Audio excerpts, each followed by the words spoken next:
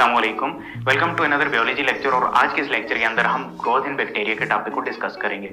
Now growth in bacteria का मतलब ये नहीं है कि बैक्टीरिया का साइज कैसे इंक्रीज हो रहा है। No, it's means increase in number, यानी बैक्टीरिया की नंबरिंग कैसे इंक्रीज हो रही है। इंक्रीज इन पॉपुलेशन, बैक्टीरिया की पॉपुलेशन कैसे इंक्रीज हो रही है। So increase in population of bacteria depends on favourable condition. अगर कंडीशन मुनासिब हैं, फेवरेबल हैं बैक्टीरिया की ग्रोथ के लिए, तो बैक्टीरिया एक ऑर्गेनाइज्ड वे में, एक प्रेडिक्टेबल वे में ग्रो करेगा, जो हम इस ग्राफिकल रिप्रेजेंटेशन के जरिए देखेंगे। नाउ फेवरेबल कंडीशन का मतलब क्या है कि टेम्परेचर उसकी रिक्वायरमेंट के मुताबिक, बैक्टीरिया की रिक्वायरमेंट के मुताबिक है कि नहीं, पीएच रिक्वायरमेंट के मुताबिक है कि नहीं, न्यूट्रिएंट फूड उसे प्रॉपर मिल रही है कि नहीं, ये सारी चीज़ें क्या हैं, ये उसकी ग्रोथ के लिए बहुत इंपॉर्टेंट है। और अगर इनमें से कोई एक चीज़ भी उसकी ग्रोथ के मुताबिक नहीं है, तो बैक्टीरिया की ग्रोथ इस तरीके से नहीं होगी जो इस ग्राफिकल रिप्रेजेंटेशन में हम देखेंगे। अब यहाँ पर एक और चीज़ मैं आपको बता दूं कि ये जो ग्राफिकल रिप्रेजेंटेशन हम देखेंगे, ये हेट्रोट्रॉफिक बैक्टीरिया के लिए, यानी ऐसे बैक्टीरिया जो अपनी खुराक दूसरे रिसोर्सेज से लेते हैं, और specifically parasitic and saprophytic bacteria के लिए ये ग्राफिकल रिप्रेजेंटेशन है। पैरासिटिक जो लिविंग ऑर्गेनिज्म से खुराक लेते हैं, और सेप्रोफिटिक जो डेड ऑर्गेनिक मैटर से अपनी खुराक लेते हैं। सो ये उनके लिए ग्राफिकल रिप्रेजेंटेशन है। ओके, ग्राफ की तरफ आते हैं। यहाँ पर vertically number of bacteria increase हो रहे हैं, ठीक है, और हॉरिजेंटली टाइम इंक्रीज हो रहा है।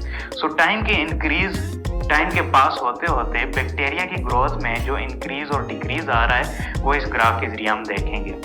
और इस ग्राफ को 4 फेजेस में डिवाइड किया गया है। Phase 1 lag phase, log phase, phase 2 stationary phase which is phase 3, and decline and death phase which is phase 4 in the growth of bacteria. Okay, अब हर फेज को हम जरा थोड़ा सा डिटेल में देखते हैं।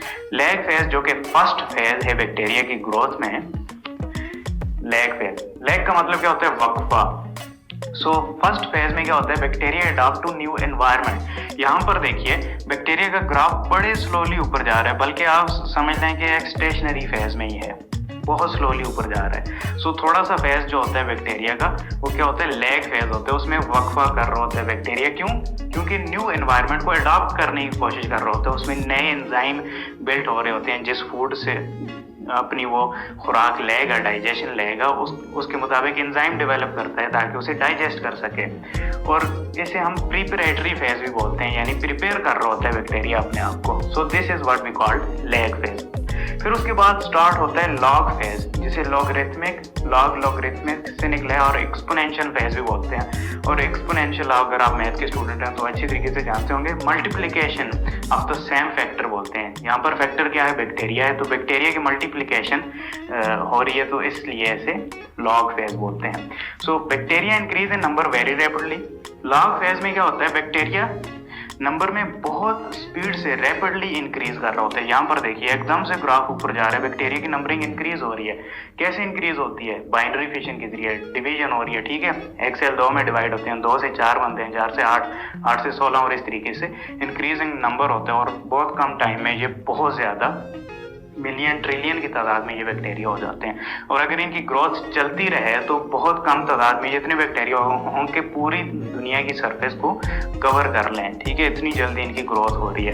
सो that is what we call log phase, जिसमें इनकी ग्रोथ बहुत स्पीड से हो रही है, क्योंकि इन्हें खुराक मिल रही होती है। Symptoms appear at this phase. अगर वो पैथोजेनिक बैक्टीरिया आपकी बॉडी के अंदर ग्रो कर रहे हैं, सेप्रोफिटिक नहीं है, तो आपकी बॉडी के अंदर जब ये लॉग फेज में जाएंगे, इंक्रीज हो रहे होंगे नंबरिंग में, वहां पर सिम्टम्स अपीयर होंगे, आपकी बॉडी इनको किल करने की कोशिश करेगी, तो उसके नतीजे में सिम्टम्स अपीयर होंगे। ओके, फिर आती है थर्ड स्टेज और थर्ड फेज, जिसे हम स्टेशनरी फेज बोलते हैं। स्टेशनरी में साकित, एक कंसिस्टेंट कंडीशन में ये फेज जा रहा होता है। Shortage of food, hence growth slow down. क्यों स्टेशनरी फेज स्टार्ट होता है बैक्टीरिया का? यहाँ पर देखिए ये स्टेशनरी फेज है, यहाँ पर जाकर ग्राफ स्ट्रेट लाइन में चला गया है, जो रिप्रेजेंट कर रहा है कि अब बैक्टीरिया की ग्रोथ इंक्रीज नहीं हो रही और डिक्रीज भी नहीं हो रही।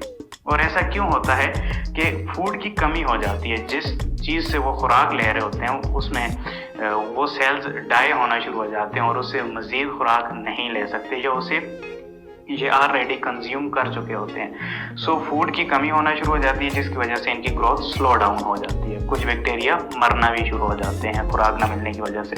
सो मैंने लिखा है reproduction rate is equal to death rate. जितने रिप्रोड्यूस हो रहे हैं, जितने बैक्टीरिया जनरेट हो रहे हैं उतने ही मर रहे हैं। तो एक स्टेशनरी फेज में वो कंडीशन चल रही होती है कुछ टाइम के लिए। फिर क्या होता है, फिर लास्ट स्टेज और डिक्लाइन और डेथ फेज जिसे बोलते हैं वो स्टार्ट होती है। इसमें क्या होता है, acute shortage of available food plus toxin increases.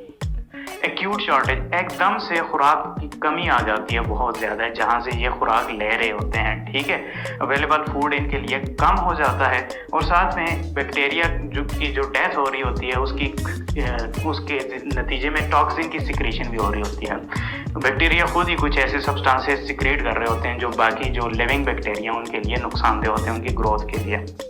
सो ये दोनों फैक्टर मिलकर डिक्लाइन और डेथ फेज में बैक्टीरिया को ले आते हैं। यहाँ पर देखिए डिक्लाइन और डेथ फेज स्टार्ट हो रहा है जिसमें ग्राफ एकदम से नीचे जा रहा है, ठीक है। यहाँ पर देखिए नीचे जा रहा है, जिससे क्या पता चलता है कि बैक्टीरिया का डेथ रेट बहुत स्पीड से स्टार्ट हो चुका है, बहुत स्पीड से जा रहा है, बैक्टीरिया की डेथ हो रही है। और करते करते क्या होता है, death rate is way much greater than reproduction rate. Reproduction rate से डेथ रेट बहुत ज़्यादा इंक्रीज हो जाता है and ultimately they disappear completely from that place.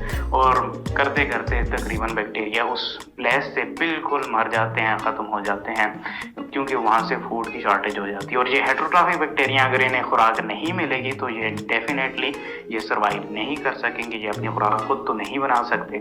So that is why these 4 phases we have discussed.